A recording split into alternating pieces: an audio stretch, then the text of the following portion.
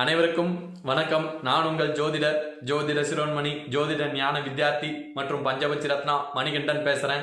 என்னோட ஜோதிட நிலையம் பார்த்தீங்கன்னா சேலம் தாதகாப்பட்டியில் அமைஞ்சிருக்கு. உங்களுக்கு ஜாதகம் பார்க்கணும், பஞ்சபட்சியை பற்றி தெரிஞ்சுக்கணும் மற்றும் நியூமராலஜியை பற்றி தெரிஞ்சுக்கணும், இந்த மாதிரி ஜோதிடத்தில் நிறையா விஷயங்கள், நிறையா தகவல்கள் நீங்கள் தெரிஞ்சுக்கணுன்னா எம்டி ஸ்ரீ அகத்தியர் ஜோதிட நிலையத்துக்கு வாங்க. என்னோட கான்டாக்ட் நம்பர் 9629962896.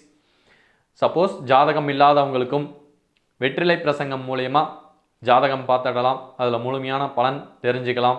இன்றைக்கு ஜோதிட தலைப்பு ராசிகளுடைய நிலை.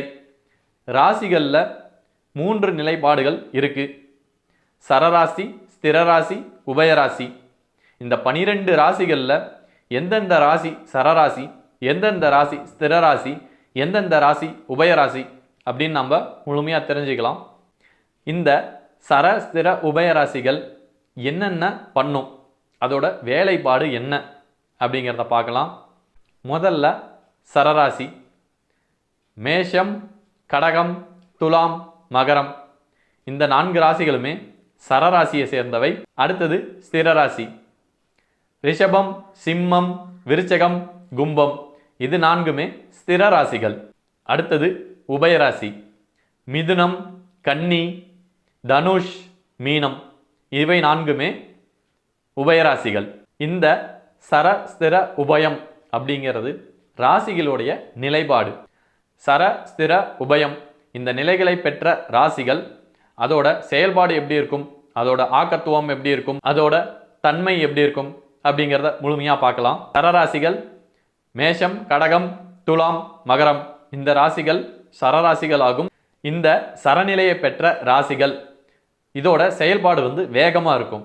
எந்த அளவுக்கு வேகம்னா, ஒரு புயலை போல, வில்லிலிருந்து புறப்படும் அம்பு போல, அதோட வேகம் மின்னல் போல ரொம்ப ஸ்பீடாக இருக்கும். இவங்க எந்த ஒரு காரியத்தையும் டக்கு டக்கு டக்குன்னு செஞ்சு முடிப்பாங்க. அவ்வளோ ஸ்பீடான ராசிகள் இந்த சரராசிகள். இந்த சரராசிகள் செய்யக்கூடிய வேலைகள் அனைத்துமே ஒரு வேகத்தோடு செய்வாங்க, உத்வேகத்தோடு செய்வாங்க. அதே சமயம் நல்லதாகட்டும் கெட்டதாகட்டும், கோபமாகட்டும் இன்பமாகட்டும் துன்பமாகட்டும், அதுலேயும் ஸ்பீடாக தான் இருப்பாங்க. கோபத்துலேயும் அதிக கோபப்படுவாங்க. இதே ஒரு சண்டை போடுறதா இருந்தாலும் முன்னாடி போய் நின்று சண்டை போடுவாங்க. இன்பமாக இருந்தாலும் அதிகமாக மகிழ்ச்சியாக இருப்பாங்க. துன்பமாக இருந்தாலும் அதிக துக்கத்துக்குள்ளே போவாங்க.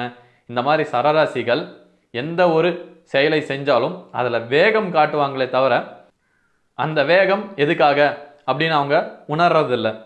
முழுசாக அந்த ஒரு காரியத்தை எடுத்தோமா செஞ்சு முடிச்சிடணும், எடுத்தோம் கவுத்தோம் அப்படிங்கிற ஒரு செயல்பாடு செய்கிறவங்க தான் இந்த சரராசிக்காரர்கள். அடுத்தது ஸ்திரராசிக்காரர்கள். ஸ்திரராசிக்காரர்கள் எல்லாத்துலேயுமே நிதானம், எதுலேயுமே பொறுமையாக செயல்படுவாங்க. தன்னோட வேகத்தை அவ்வளோ சீக்கிரம் பயன்படுத்த மாட்டாங்க. இவங்க எதுலேயுமே ஸ்லோ மூமெண்ட்டில் இருப்பாங்க. ஸ்டெப் பை ஸ்டெப்பாக தான் போவாங்க எந்த ஒரு காரியத்திலையுமே. ரிஷபம், சிம்மம், விருச்சகம், கும்பம், இது அனைத்துமே ஸ்திரராசி. இந்த ஸ்திரராசிக்காரங்களுக்கு இந்த வேகங்கிறது குறைவாக இருக்கும். இந்த வேகத்தின் காரணமாக அவங்க எந்த ஒரு வேலையும் யூகிச்சு செயல்படுவாங்க, யோசித்து நிதானமாக செயல்படுவாங்க. இவங்க நல்லது எது கெட்டது எது அப்படின்னு சொல்லிட்டு கொஞ்சம் யோசித்து முடிவெடுப்பாங்க. இவங்க எல்லா விஷயத்துலையுமே மெதுவாக செயல்படுறதுனால தன்னோட காரியத்தை இலக்க அவ்வளோ சீக்கிரம் எளிதாக அடைய முடியாது, கொஞ்சம் தாமதமாகும். அதுக்குண்டான டைம் அவங்க எடுத்துக்குவாங்க. அந்த டைமையும் அவங்க குறித்து வச்சுருப்பாங்க. இந்த டைமில் நாம் அதை எடுக்கணும் அப்படின்னு சொல்லிட்டு கொஞ்சம் லாங் பீரியட், லாங் டைம் இவங்க எப்பயுமே அந்த டைமிங்கை எடுத்துக்குவாங்க. இவங்க கிட்ட இருக்கிற ஒரு ட்ராபேக், இவங்க ரொம்ப யோசித்து செயல்படுறதுனால ஏதோ ஒரு காரியத்தை சீக்கிரமாக செய்யணும்னா செஞ்சு முடிக்க முடியாது, அதை பின்தங்கிடுவாங்க. அதனால் இந்த ஒரு ராசிக்காரங்களுக்கு ட்ராபேக் இருக்குது. அடுத்தது உபயராசி. இந்த உபயராசிக்காரங்க யாருன்னா மிதுனம், கன்னி, தனுஷ், மீனம், இந்த 4 ராசிக்காரர்களும் உபயராசிக்காரர்கள். இவங்களுக்கு அந்த நிலை எப்படி இருக்குன்னா, தேவைப்படும் போது தன்னுடைய வேகத்தை அதிகப்படுத்திக்குவாங்க, தேவையில்லாத போது தன்னோட வேகத்தை குறைச்சிக்குவாங்க. ஒரு விஷயம் செய்யணும், ஒரு காரியம் செய்யணும், ஒரு வேலை செய்யணும், எந்த ஒரு வேலையாக இருந்தாலும் சரி, அதில் ஈடுபாடு எப்படி இருக்குன்னா, தேவைப்பட்டால் அதிகமாகவும் தேவையில்லாத போது குறைவாகவும் தன்னை தானே மாற்றிக்குவாங்க.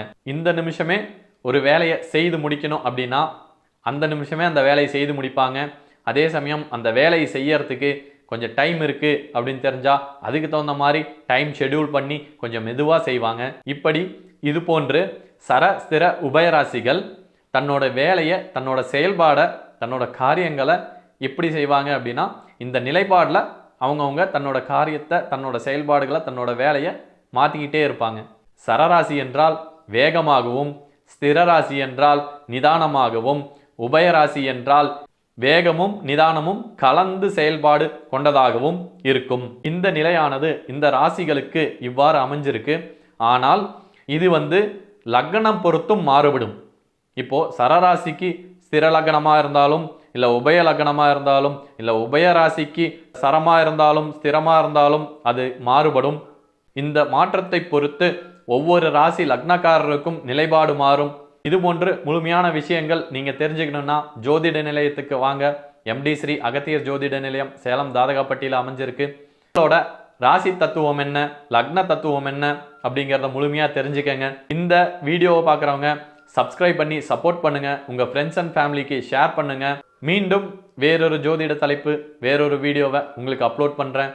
நன்றி, வணக்கம்.